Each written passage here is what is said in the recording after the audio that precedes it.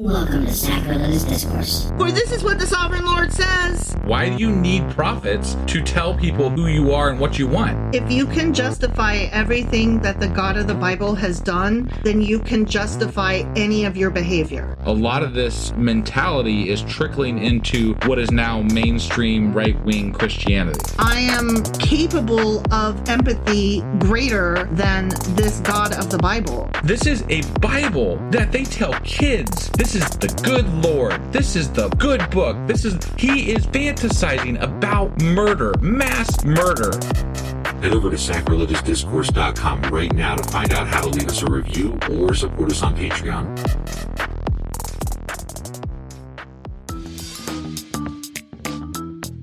Hey there, sinners and saints. It's your favorite Bible-bashing duo from Sacrilegious Discourse, and we need your help. That's right, folks. We're raising funds for some heavenly equipment and a studio that doesn't sound like it's in the depths of hell. Our current setup, let's just say it's more apocalypse than audiophile. So if you want to hear us dissect the Bible without the background noise of demonic squirrels, chip in a few bucks. We're aiming for $5,000 to upgrade our audio and build a studio worthy of blasphemous banter.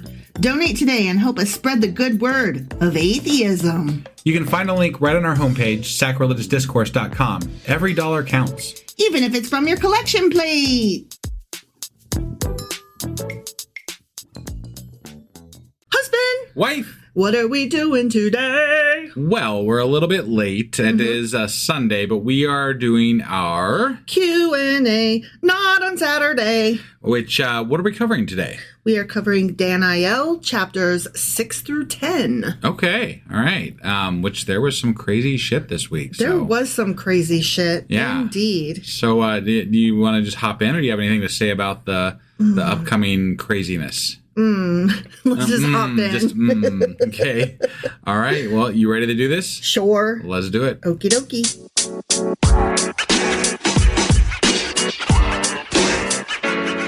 All right. Let's hop into this stupid book of Daniel. Okay. Let's do it. So we started with chapter 6 this last week. We sure did. And that was the last of the stories. Right, where we're getting to know Daniel and his buddies. Yeah. And he was thrown into that den of lions. He sure was. So, I mean, we didn't really have many questions. We were like, yep, that happened. Right. Whatever. Other than why the fuck did they punish the people that got him thrown in there by killing their kids and wives as well? But that's a question for God, not the Bible. Or that king that did it. Yeah. I'm just saying. But be that as it may, it's not a question that we have that can be answered through research. No, I got you. Right. So chapters 7, 8, and 9 are Daniel's visions, 1, 2, and 3. Okay. And then chapter 10 starts his fourth vision. Got it. Okay. Yeah. Because then 10, 11, and 12 cover his fourth vision. Sure. Okay. Yeah. So let's talk about chapter 7, that first vision. Well, before you do that, I do want to say about chapter 6 that just the amount of emphasis that is on that chapter with regard to Christianity and how Christians take that chapter is immense. Based on what I read, it's not really that, like, it didn't mean that much. Like, I was just blown away by how little. It wasn't any different from any of his other 1 through 5 chapters to me. Right. It's that overblown sense of this God is so fucking amazing. Can you see how fucking unbelievably amazing this God is? He's just crazy amazing. And he does all these amazing things to this fictional guy, Daniel, that we made up 400 years later. It's amazing. Did you see how fucking amazing it is? I was not impressed, so I did not think it was Nor amazing. was I. But I thought it was worth calling out one last time how not amazing I was, or how not amazed I was by the things that happened in specifically that chapter and the rest of the introduction of Daniel. Yeah, I agree.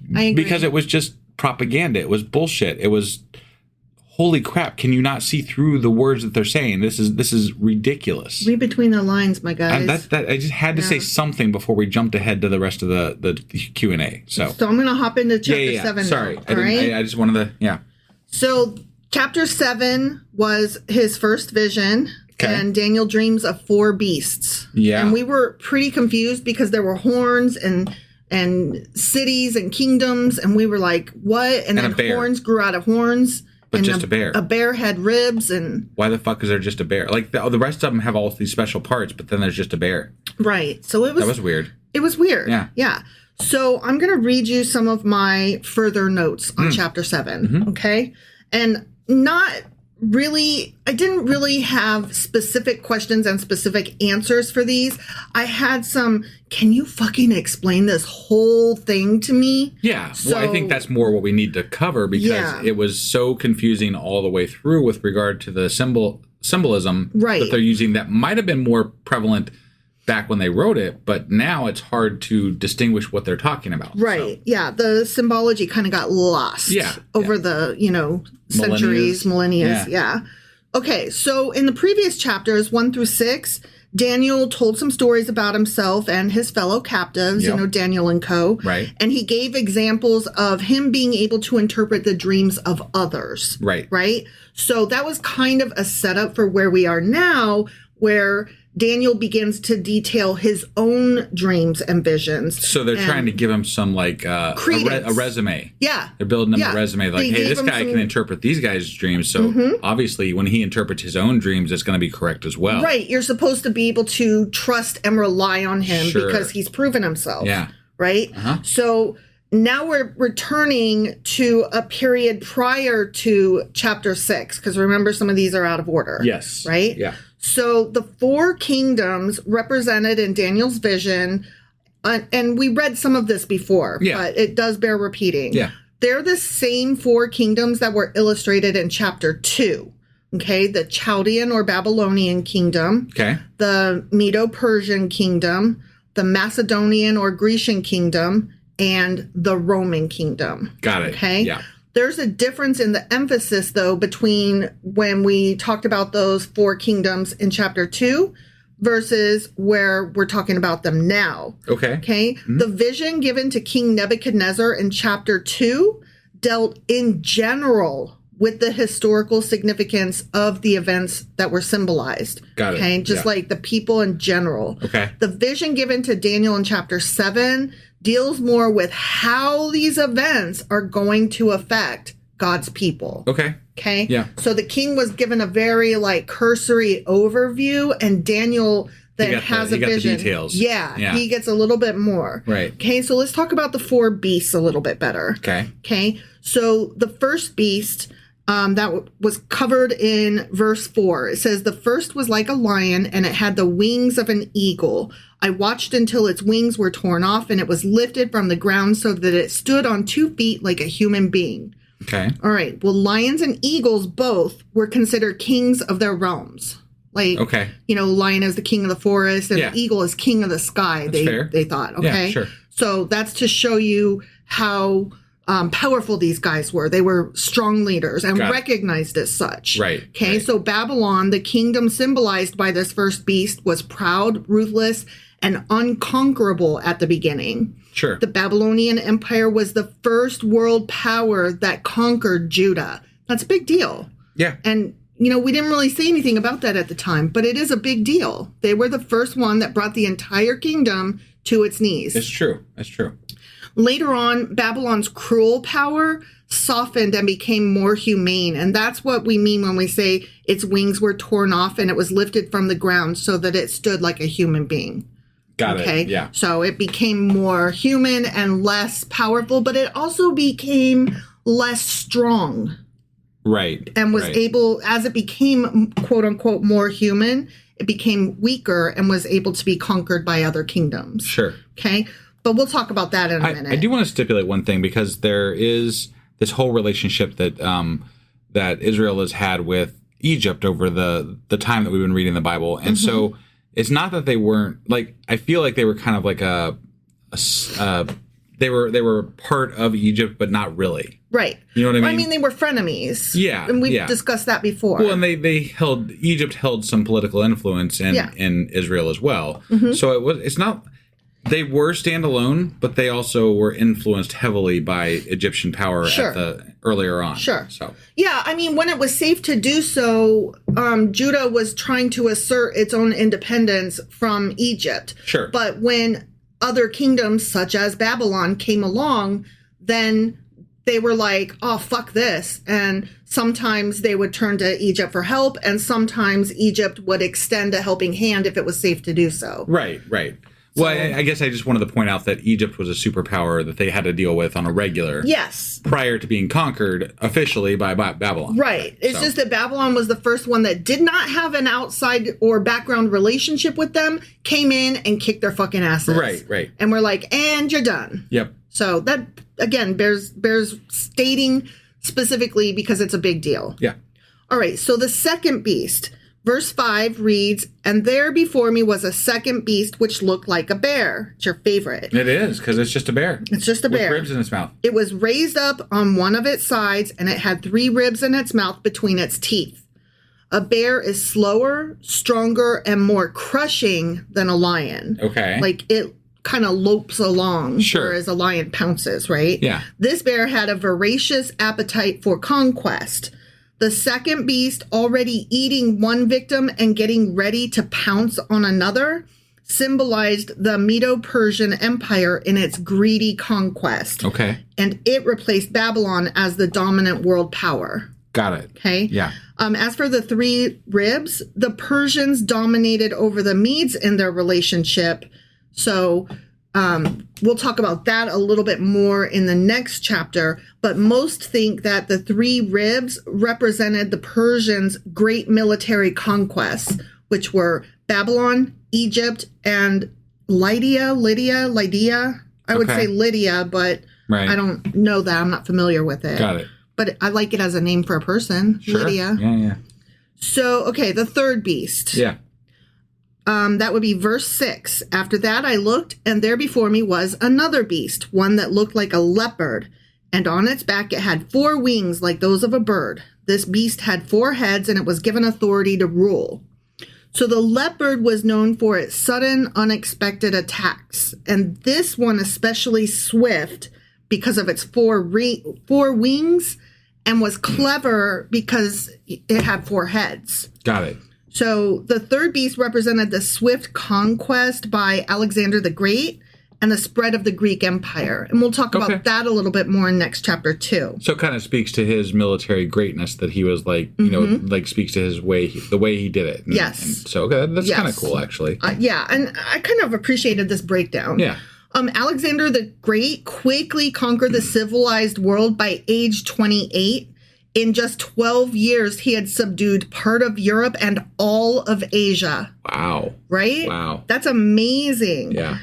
Now, but then he died all of a sudden, and on his death, his empire was divided into 4 parts, which is, again, why there's 4 heads. Sure. Specifically, the 4 heads were Cassander, Lysimachus, Sure. Seleucus, and Ptolemy, who all inherited Alexander's domain. Got it. Okay? Yeah. So there's those guys. Okay. And the 4th beast, this one was like the weird one. Yes. Okay? With The iron weirdest. teeth and the, Yeah.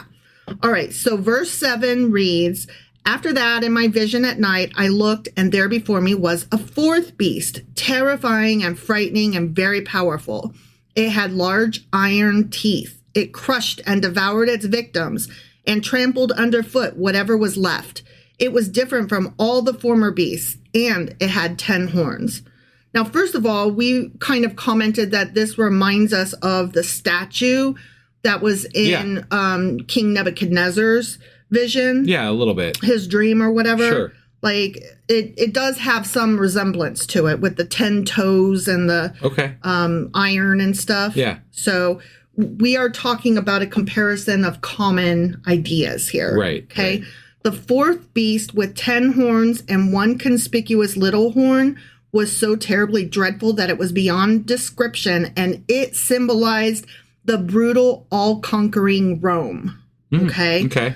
So the Roman Empire was the final world-dominating power before the rise of Christianity. Right. And we kind of knew that, but like I hadn't really understood it in those terms. Well, and more than that, Rome actually, in the end, kind of solidified the rise of Christianity. Yeah. So, I mean, that they played a big part in that.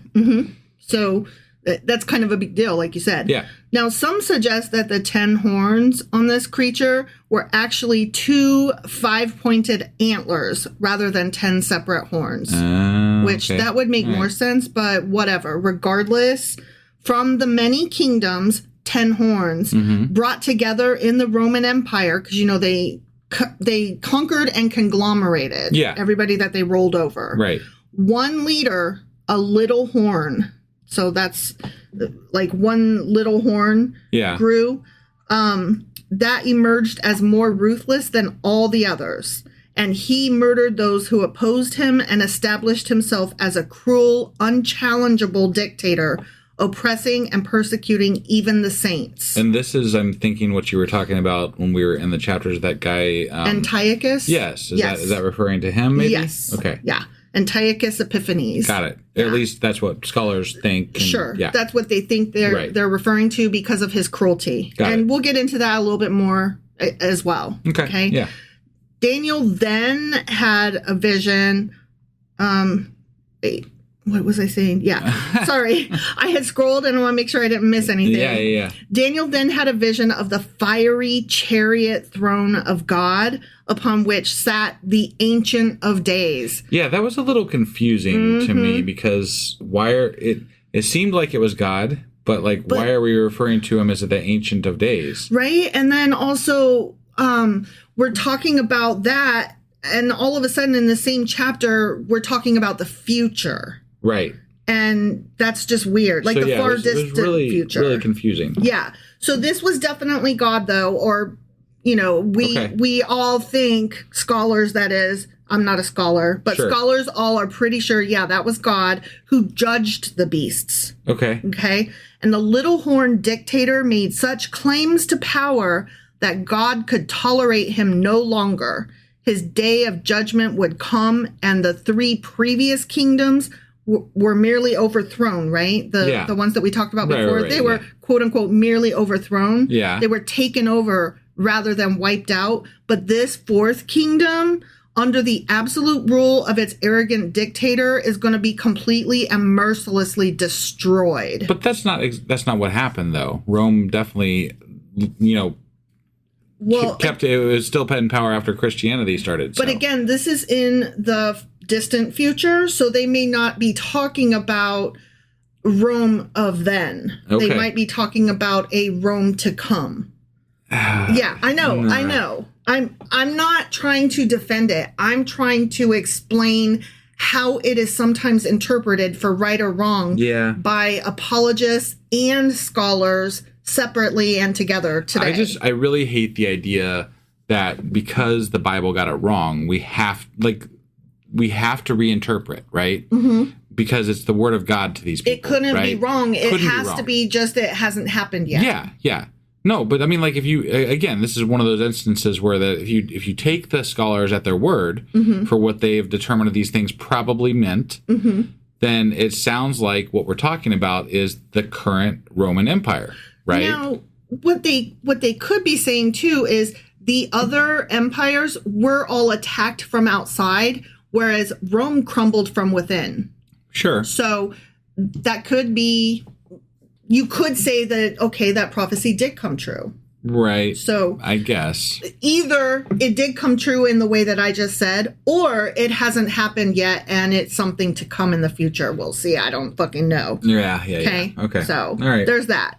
Now, in place of this anti-God kingdom, a new kingdom will be set up. One that is different from all that has gone before. Yeah. Okay. It's going to be set up not by a beast-like figure, but by a man-like figure, often assumed to be a coming Messiah. Okay. And that's where Jesus comes in. Right. Yeah. This quote-unquote Son of Man is going to be given, or was given, authority, glory, and a kingdom that would never be destroyed.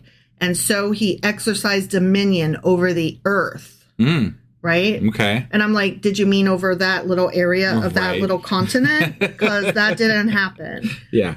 One of God's heavenly servants turns to Daniel at this point and explains to Daniel the meaning of the vision. There's one of those 10,000 by 10,000 or whatever. Well, okay, so the Ancient of Days is sitting on his throne, and he's surrounded by thousands. And those are his celestial beings, his angels or whatever. Sure. The thousands of thousands that are like beyond there, those are all of his followers. Got it. Okay. Okay. So I forgot to say that. His followers, but are they celestial or let's not talk about that. That was never stated. I don't know. Got it. Let's not talk about that. All right. Just people or beings that follow God, but they're not angels or celestial beings. Okay. Right. Yes. All right. Yes. So the horn, the little horn, aka the king, will challenge 3 of the original 10 kings, speak against God, oppress the saints, and attempt to change times and laws. Yeah. After a period of distress and oppression, the dominion of the little horn will be taken away, and the final judgment will result in the destruction of this little horn's power, and God's kingdom on earth will last forever. That's amazing. Right? Yeah. So that's what happened in chapter 7, and I'm still confused, but at least I have a little bit better understanding. Sure. Right? I guess. I mean... Right. Yeah. No, I mean, it's better than the way it was portrayed in the book. Sure. In the Bible. So, yeah. So let's move on to chapter 8 and see if we can make some sense of this. Okay. Uh-huh. This is where we get into Antiochus and the Antichrist. Got it. Okay. Yep. So this is like going to be getting more into some future stuff. Got it. Okay. So this was about Daniel's vision of the ram and the goat. Yeah. The unigoat and then the quadrigoat. Yes, which exactly. is the same goat. Because it grew different horns. Different horns. Yeah. Daniel's vision here is of a 2-horned ram destroyed by a 1-horned he-goat. Right. Referring to the Persian and Grecian monarchies. Okay. So we're going back a little ways. Sure. Okay. Yep. And this is followed by the history of the, quote, little horn, which is thought by many, as you said, to represent the Greek king Antiochus Epiphanes, as he outlawed many Jewish customs. And we talked about some of those last time, and there was math involved or something where he had stopped them from being able to sacrifice during their mornings and nights. And he stopped them from being able to do a lot of the customs that they did. Sure. So he's ucky. Right. Okay. And that was about, his program sparked a popular uprising, which led to the retaking of Jerusalem and the temple by Judas Maccabeus in 164 BCE. Okay. Okay, so we're not quite there yet because we haven't reached the Maccabees. Right. But that's a thing that happens during this dream or whatever. But it strikes me that, what we talked about early on with regard to the time frame that Daniel was written in mostly, or at least brought together and added to. Yes. Would have been the 200 BCE time frame, right? And if this Maccabee movement happened in 164, the idea that they're doing propaganda already brewing. The idea that they're building a propaganda towards for their God is it makes a lot of sense that they're getting ready to rebel against this, Antiochus. Yeah. So they're trying to build unity. They're trying to build strength and to bring everybody together behind their God. Which is how they were able to do the uprising. Right. Exactly. It makes a lot of fucking sense. Yep. And so once again, political machinations, not religion. I think really you could take everything that's happened in the Bible with regard to history, and you could chalk it all up to political intrigue. Yeah. That's really what it all boils down to. Basically, the Bible is a huge history book of political intrigue, and you just need to take all of the God out of it. All of the magic, and just talk about this is what the people believed at the time, and this is how the leaders utilized that. No, I think it would be really interesting to take the studies that people have done around the Bible and take the stories from the Bible and put them together in a way that kind of describes the political machinations that are going on in that time frame, right? Exactly. Because it really, to me, it reads very political. Yeah. And I know someone who's reading this from the God perspective is not going to see that because they're seeing God. They're not seeing the politics. Right. But to me, someone who is interested in history, it comes right through. In history and politics. Yeah, definitely. And I'm interested in history and sociology. So when you explain it, I'm like, oh, that tracks. So, I'm loving this. Yeah. So let's talk about some history now, okay? Okay. All right, we're going back a little bit.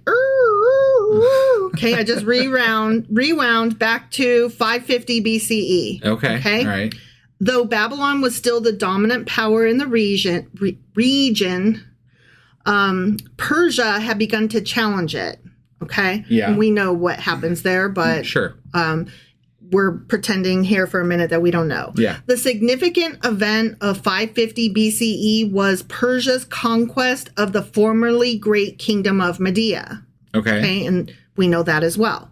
Okay. Then in 539 BCE, the combined armies of Persia and Media conquered Babylon. And again, we saw that coming because we knew it. Right. This combined Medo-Persian power was pictured in the vision as a ram, one of whose horns, Persia, was higher than the other, Media. Sure. Okay. All right. Persia ruled till about 333 BCE, when Alexander the Great came from the west and with unbelievable speed overran the Persian Empire. Got it. Okay. His Greek empire was symbolized in Daniel's vision as a goat, with Alexander as the large horn between the goat's eyes. Got it. Okay. Yeah. So like the last chapter was telling us some of this history, and now this chapter is telling us more, but we had to overlap with what we already knew. And we're supposed to pretend like Daniel wrote this way back as a prophecy when actually it was written after these things happened. Exactly. Got it. Exactly. Yeah. All right. So at the height of his power, when only 32 years of age, Alexander suddenly died. His empire soon split into 4 sectors, which were the 4 new horns. Okay. You know, it strikes me also that part of the reason that they might have used such heavy symbolism is because they were writing it with, afterthought, right? They're writing this after they already know about these events. So they're like, how can we make this sound like a vision that somebody had prior to this? Right. And so they, how it's a try hard, like they tried too hard. Yeah. They added like too much symbolism, too many animals. That's kind of how it to make it reads, seem more magical. Yeah. Yeah. So one of these sectors, I said that Alexander's empire split into 4. Right. So one of these sectors was centered on Syria. From this sector, there arose many years later a king, a little horn, who attacked God's people and even God himself. This king was Antiochus Epiphanes. Right. And he stopped the regular sacrifices that the Jews offered each morning and evening. He set up Greek idols and a heathen altar in their holy temple. Okay. And he forced the Jews to carry out practices that he knew their law prohibited. So he was a real shit. Sure. This attack, but I mean, it's not uncommon. Like, that's not an uncommon practice in those days. Yeah, he was no more of a shit than any of the other conquerors. Sure. Right. And let's be clear, they were all conquerors. They all fought over land and used religion to justify their fight over land. Even the Israelites, if you were not a full, fledged, Israelite and worshipped the way they worshipped, you were a second-class citizen or a slave. So I mean, there was a heavy incentive to join or not be part of the society. Well, that, and I mean, the whole time that they were, trying to conquer their own land and drive out the quote-unquote Canaanites, right? Yeah, they were totally doing a land grab. People that did not believe the same things they believed. Right. And they were doing a land grab and using religion to justify it. I just wanted to make sure I said it because, we're reading these texts from a very one-sided perspective. Sure. Right? And it's hard to, step back from that when you're reading that take to examine, okay, well, wait, they did this earlier and these people had these views and this, you have to be able to step into other people's shoes to see the whole picture. Yeah, I don't think that Antiochus was like a complete shit more so than others. Right. He was, there were some conquerors that were less of a shit than he was. Definitely. Is what I'm trying to say. Yeah, no, I mean, Cyrus's was obviously better. And, there's definitely examples where people were better. Exactly. But I'm just saying that things like this were not completely uncommon. No. That's all. No. So this attack on the Jewish religion lasted more than 3 years, or 1,150 days, or 2,300 morning and evening sacrifices.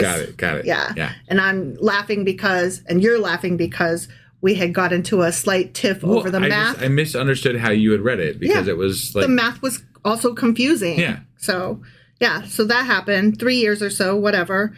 Cruel, cunning, arrogant, and powerful Antiochus would slaughter the Jews, defile the temple, and blaspheme against God. Okay. The rule of Antiochus came to an end in 165 BCE. So we've caught up to where we were now. Got it, yeah. Okay. When the Jews regained control of their temple, and then they cleansed and rededicated it to the holy worship of God. Okay. Okay. Now, there are a few other interpretations of the little horn that say, no, it wasn't Antiochus Epiphanes. Some believe the little horn represents a future powerful world leader, possibly even the Antichrist. Got it. Okay. And then others view the little horn as symbolizing a collection of evil forces rather than any specific or literal individual. Okay. So those are some of the other thoughts out there. I'm sure these are thoughts that are more modern because, we can see what this would have represented if we look at history. Yeah. And when it doesn't work out correctly, that's when you have to rewrite what you're thinking. Yeah. So I'm content with thinking that it was Antiochus because as am I. He fits the shoe. It makes sense based on when they were writing it. It makes sense based on a lot of things. Based on what he did. Yeah. So to me, that holds the most weight. Right. All right, so that's chapter 8. I feel a little bit better about that. There were so many horns and horns and horns.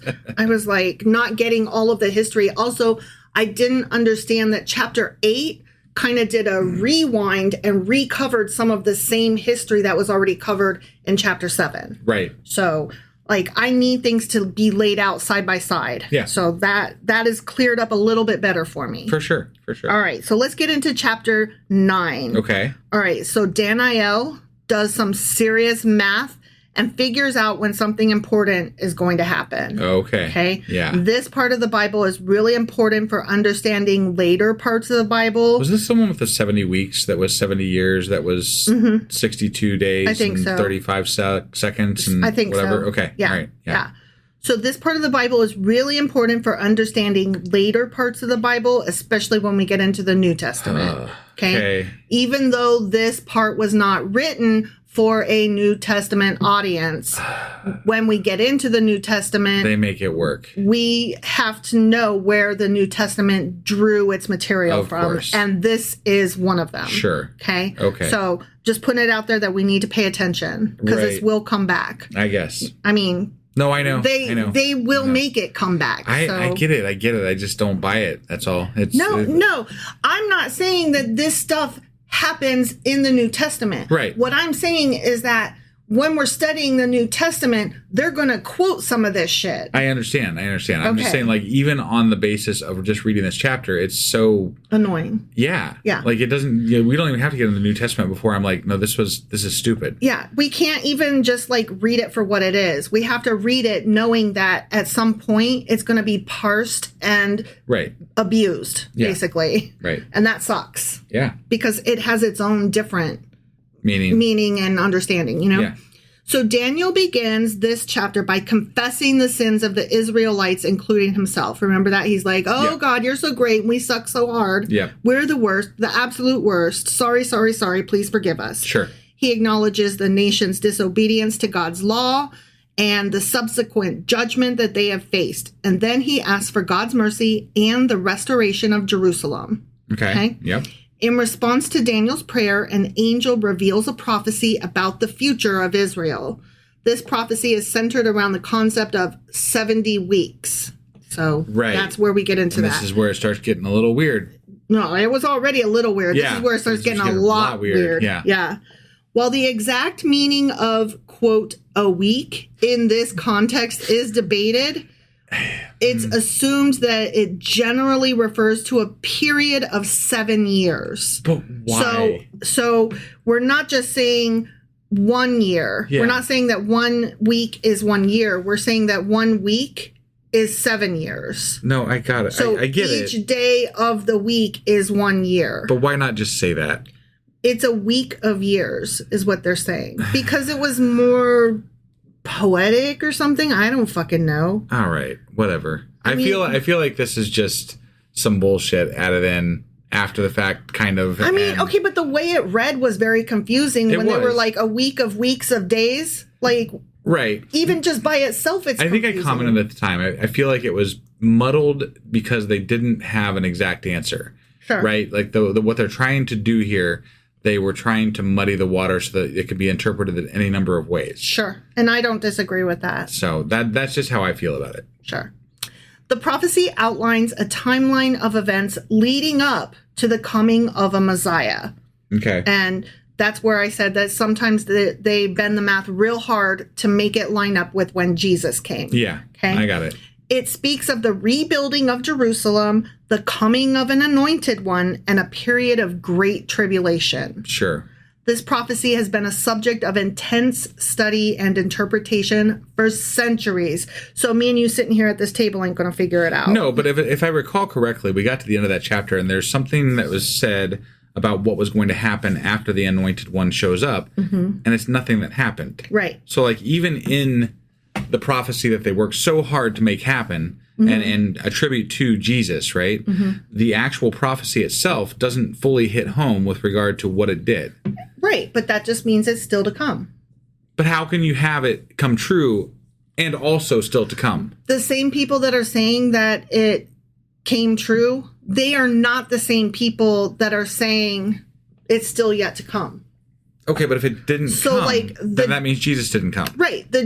No, that's not true. Okay. The Jewish people do not believe that this prophecy has been fulfilled yet. Right. No, I get that.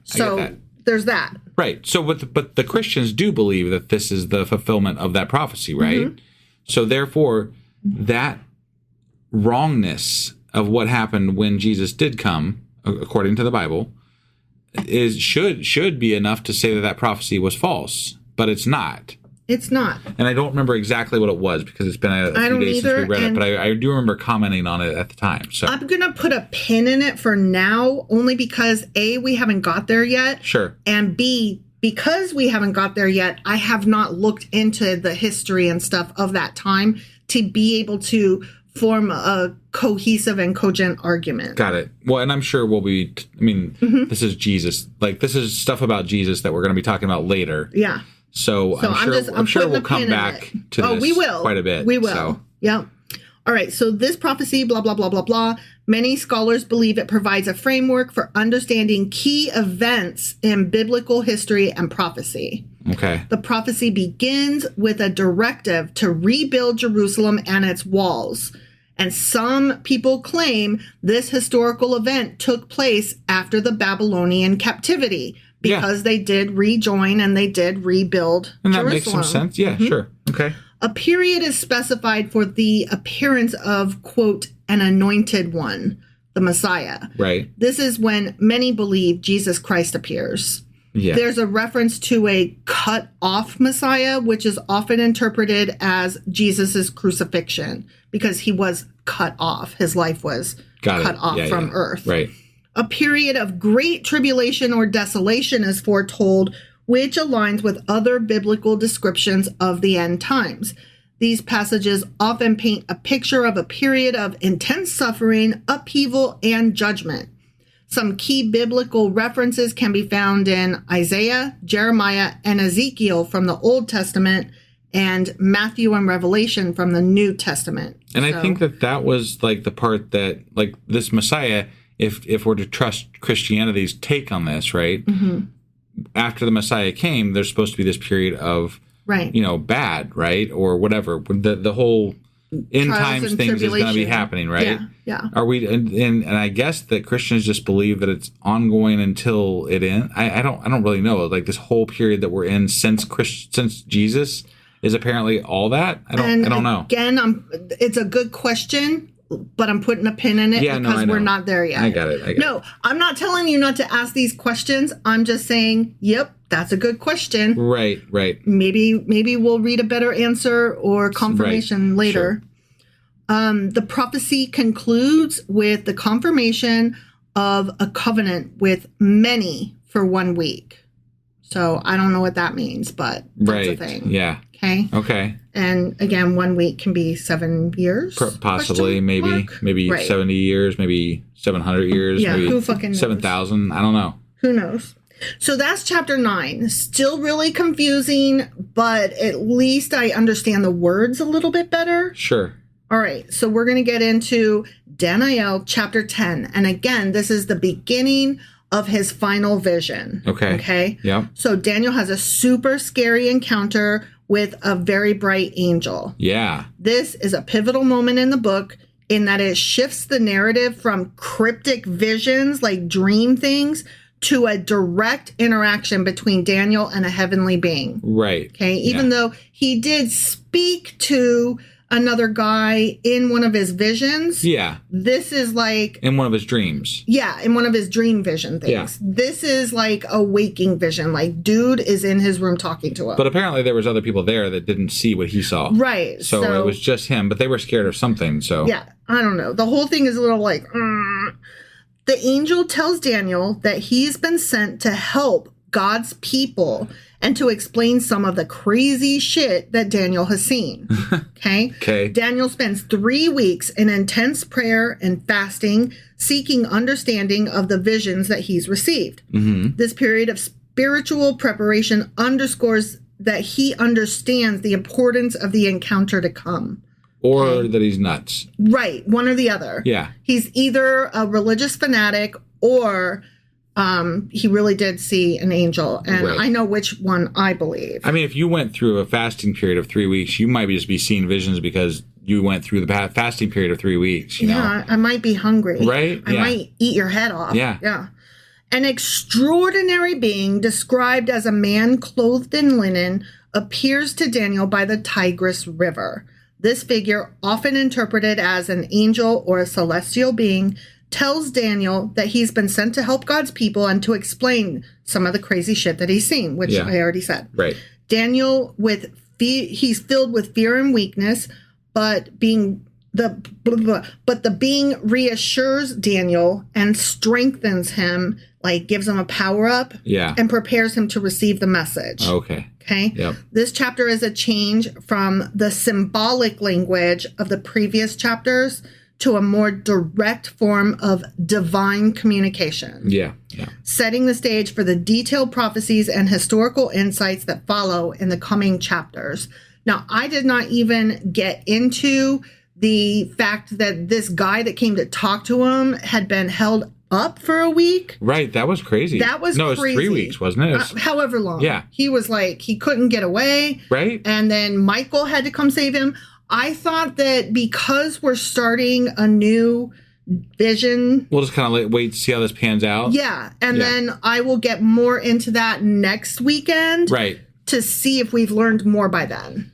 Yeah, because the idea that a celestial being can be detained by evil spirits or some shit. Right. And the fact that this celestial being and Michael are the only two that are on their side or something. Yeah. Like the whole thing is really weird what it's leading into. Like it really gets out of the historical things that are happening and the kingdoms, like talking about who conquered whom and which kingdoms are in charge. And it gets away from all of the political intrigue and it just starts going off into sci-fi land. Yeah. And I can't with that. It strikes me that we're reading through this these prophecies, these visions, these dreams, and I'm using the word weird a lot. Mm-hmm. I think I need to get out a thesaurus because I'm like the amount of times that I've said weird just even in this episode is bothering me because I hear myself saying it and I'm like, I need to come up with a new word for that because peculiar, strange, odd, but bizarre. I need like a list in front of me so I can just pick from it. Like okay this time it's going to be that. I think I'm going to start using bizarre because I like that one a lot. Sure, that's a good one. And it does describe the right, which is probably why the word weird is stuck in your head because that's the word in the general zeitgeist currently. That's true. That is very true. That is very true. Not totally your fault. Right. So did you have anything else for us or that where we're kind of leaving off with this today? I don't have anything else. I put a pin in several of your questions and then I put a to be continued on the last one. So right. I don't know that I really answered any questions. I still am confused about what's happening. I don't feel confident. I could not discuss this with a Christian and come away feeling like that I had held my own in a conversation because I don't feel like a Christian could hold their own. But they would think that they would. Sure. There's a lot of things that you can just either you can make up your own meaning for, right? So like anybody can have a conversation about this and mean what they mean, but it doesn't necessarily mean what it means. Right. Whereas I don't necessarily require a definitive description, but I want something to make sense. Like, you don't have to tell me that was definitely Antiochus that they were talking about. Sure. But to say, oh yeah, that fits. That's a puzzle piece that fits. That was probably Antiochus. Right. I'm okay Based with on that. XYZ information, this makes sense. Yeah. Right. I'm also prepared for new information to come to light to say, oh, that wasn't Antiochus after all. Definitely. For all intents and purposes, though, sure, I agree that you're right. That's probably Antiochus. Right. So is that that's it? Okay. So I would like to say this real quick here. I don't ask for this a lot lately. We've kind of got our new intro and everything's kind of like very baked in the way we do things on our podcast. But I really could use your guys' help. We could, if you are listening on Spotify or Apple Podcasts or anywhere that lets you rate our podcast, please go there now and give us a 5-star review. We definitely, it helps us out more than you could imagine. And we really could use some of that help right now to boost listenership, to get people more, to get ourselves seen out there a little bit more. It juices the logarithm or algorithm. Yeah. And then just one more note that I do want to mention here. If anybody is going to be available on September the 7th, anywhere near Kentucky, Cincinnati, because it's going to be in Covington, there is the Kentucky Free Thought Convention coming up on that day.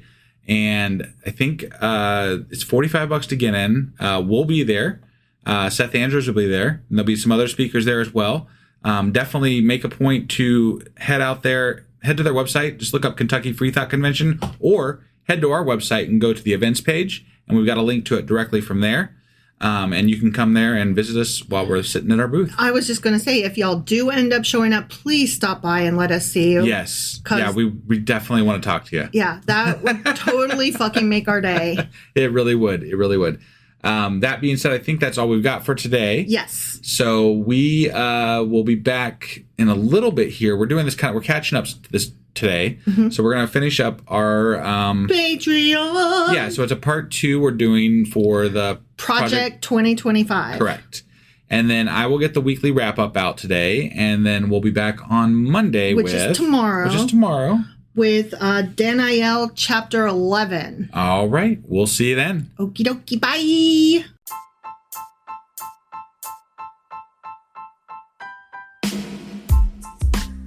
Hey, wife. I guess that's the end?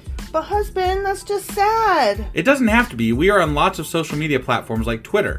Our handle there is sacrilegious_D. For D's nuts. Oh my God. Stop doing that. Anyway, we're also on Facebook, Instagram, and Pinterest. There's a link to all of our social media sites at our website. Ooh, we have a website? Yeah, it's sacrilegiousdiscourse.com, where you can also find a link to our merch shop. We have a merch shop? Yep, we have podcast-themed clothing, mugs, notebooks, and more, as well as an atheist and science-themed products.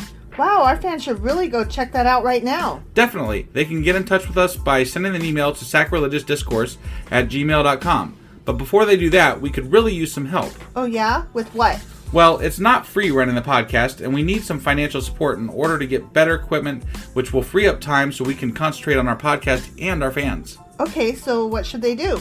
Head over to patreon.com/sacrilegiousdiscourse and sign up as a contributor on our podcast. Supporters there receive additional bi-weekly episodes that we record just for our Patreon members for as little as $2 a month.